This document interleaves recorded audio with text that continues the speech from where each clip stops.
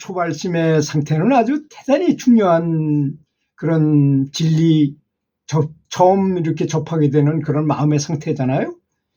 저도 교사를 해봤는데, 고등학교 교사를 하기 위해서 춘천에 있는 강원고등학교 교사로 발령을 받아서 딱 들어갔는데, 정말 가슴도 떨리고 설레이고, 선생님이 됐으니까 학생들을 잘 가르쳐야 되겠다는 생각을 가지고 진짜 떨리는 마음으로, 감사한 마음으로 이렇게 들어가게 되는 건데, 1년이 지나고 2년이 지나고 10년이 지나고 20년이 지나니까 점점 그 마음이 약해져요. 그것이 문제인 것입니다. 이 불법도 마찬가지라서 처음에 불법을 쫙 이렇게 만나게 됐을 때, 그 초발심이 일어났을 때가 가장 중요한 시기고, 이걸 뭐라고 말했느냐? 일초직입 열애지, 단박에 깨달음의 경지에 들 수 있는 때라는 것입니다. 그만큼 초발심은 최고의 집중 상태이고, 그렇잖아요. 저는 초발심을 엄청나게 크게 했다고 제가 여러 번 말씀드린 바가 있었는데요. 또 가장 신실하고 정말 성실하고 이런 진리 추구의 상태도, 이때는 정말 절대적인 상태인 것입니다. 아무것도 보이고 듣고 들리지도 않고 오로지 진리에 아주 몰빵을 하게 되는 그런 때이지 않습니까? 그래서 어떤 분하고 통화를 해보면 이런 말씀을 하세요. 저는 왕초보라고. 초보가 오래돼서 한 20년, 30년 한 연불자보다 훨씬 더 좋은 상태인 것입니다. 따지고 보면. 그렇잖아요. 아무리 처음에 초발심을 크게 했다 하더라도 그냥 시간이 지나고 날짜가 지나고 마음도 흐려지고 세상사에 바쁘고 뭐 이러다 보면 점점 마음이 흐려져요. 자꾸 마음을 다시 되새기고 처음에 초심으로 돌아가자는 말, 처음처럼, 소주 이름 처음처럼 처음같이 생각하는 감사한 마음, 진짜 진리를 처음에 접하게 됐을 때 그 가슴 벌렁벌렁하는 그런 감동 속으로 들어가야 되는 것입니다. 화엄경에는 또 이런 말이 있어요.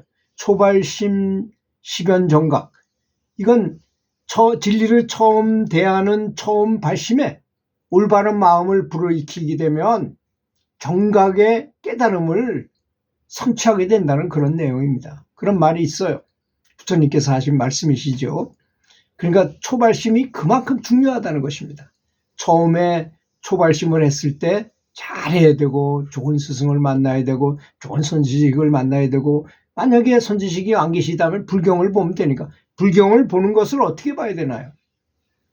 바로 부처님이 앞에 눈앞에 서서 말씀하신다고 생각하고 아주 소중하게 받아들이면 될 것입니다. 근데 우리는 조금 불리한 게 있죠. 이 불경이 한글로 번역이 돼서 아주 알기 쉽게 설명해 주는 사람이 있으면 좋은데, 그렇지 못하고 한문으로, 이제 원래 빨리언가 뭐 거기서 이렇게 인도 말에서 중국으로 올 때 또 한번 변형이 되고, 중국어가 또 얼마나 어렵습니까? 이 말뜻이 또 그것이 또 다시 우리한테 번역이 돼서 오다 보니까 좀 그런 문제가 있다는 점 빼놓고는 초발심일 때가 가장 중요한 것입니다. 그래서 나는 왕초보다 이럴 때가 오히려 더 연불하기에 정말 진실한 마음이라는 것이라고 생각합니다. 우리 인생에서 가장 중요하고 쉽고 어려운 공부는 우리 마음이 조건화되고 자동화된다는 것입니다. 그렇죠? 그래서 고정관념을 갖게 되고 또 나름대로 편견을 갖게 되고, 이게 참 요게 문제인 것이죠. 나름대로의 식견을 갖게 된다는 것이 문제가 있는 것입니다. 그래서 마음의 습관에서 탈출해야 되는 것, 단순하고 순수하고 편견 없는 마음을 갖는 것이 중요한 것입니다.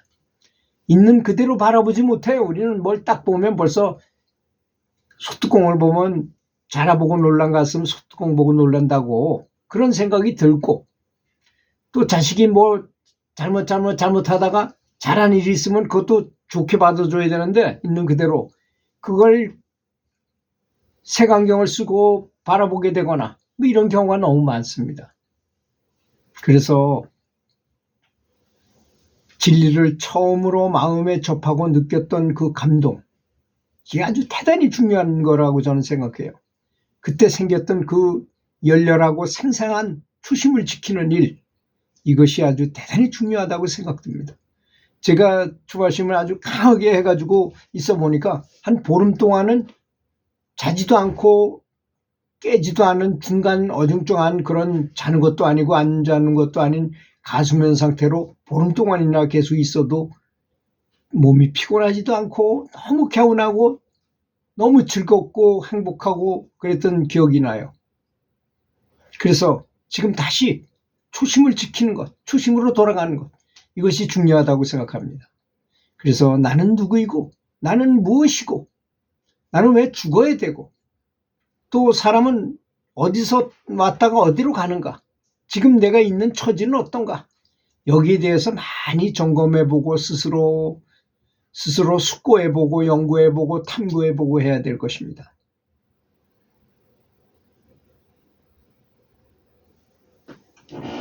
그래서 연불할 때 연불 자체에서 즐거움을 찾을 줄 알아야 돼요.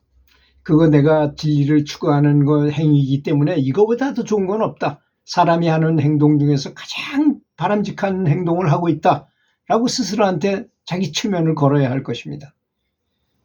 그런데 내가 단지 아주 빠른 시간 안에 해탈을 해가지고 성불을 하겠다고 연불을 한다고 마음을 먹는 순간에 스스로 비탄에 빠질 뿐입니다. 비탄에 젖도록 만들 뿐입니다. 그렇게 된다면. 그렇잖아요? 왜 이렇게 빨리 자성불이 안 보이지? 화신불이 안 보이지?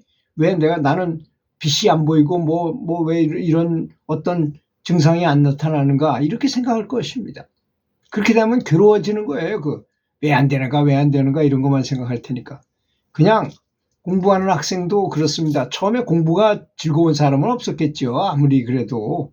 그렇지만 열심히 공부해서 몰입해서 공부하다 보면 공부에서 즐거움을 느끼게 돼요. 저도 나이가 45살 돼서 공부를 시작해가지고 공부에 재미를 느꼈던 적이 있어요. 무조건 공부를 했습니다. 고시원에 앉아가지고 공부를 무조건 했어요. 학원 3군데 다니면서 계속 공부를 했더니 어느 순간에 공부하는 때 그 몰입하는 데 대한 즐거움이 생기더라고요. 지금도 기억나는 게 선풍기가 큰 방을 막아가지고 고시원을 만들었는데 그 큰 선풍기 하나밖에 없고 다 방마다 다 그냥 따로 사람이 하나씩 들어앉아 있는 그런 곳에서 공부하고 있는데 이 공부에 몰입하다 보니까 나중에 즐거움을 느끼게 되더라고요. 근데 등줄기가 땀이 너무 나니까 땀띠가 쫙 나가지고도 계속 공부하게 되더라고요. 근데 그때 나름 지금 생각해보면 그때가 즐거웠던 점도 있었던 것 같아요. 딱 누우면 머리가 달락말락할 정도고 딱 일어나면 책상 하나 하고 책꽂이 하나 딱 있어요. 그럼 일어나면 바로 의자에 앉아가지고 공부 시작하고 안 졸라고 그러다가 할 수 없이 자면 이제 바닥에 누워서 자고 이랬던 기억이 납니다. 그렇게 사람은 좁은 공간에서 뭔가를 위해서 노력할 때 그때 일종의 몰입과 즐거움도 생기는 것 같아요.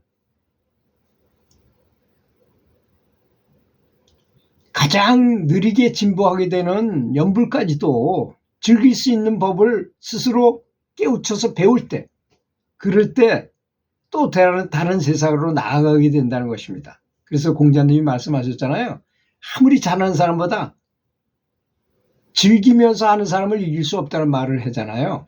그렇죠? 열심히 하는 사람보다 한 수 위인 사람이 즐기면서 하는 사람이라는 말이거든요. 저도 이렇게 종종 테니스 시합을 이렇게 해보면요. 이기려고 맘먹었을 때는 한계가 있어요. 힘이 들어가고 에라도 많아요. 그런데 눈을 좀 크게 뜨고 여유를 가지고 재밌게 한번 해보자. 그냥 재밌게 여유있게 한번 해보자 해가지고 볼도 좀 세게 치려는 게 아니라 오히려 한 템포 늦춰서 여유있게 치려고 노력해요. 한 번은 볼을 최대한 도로 천천히 살살 계속 남겨보자. 그래가지고 이기겠더라고요. 오히려 여유가 아주 굉장히 많이 생겨요. 그 조금 차이인데도 불구하고.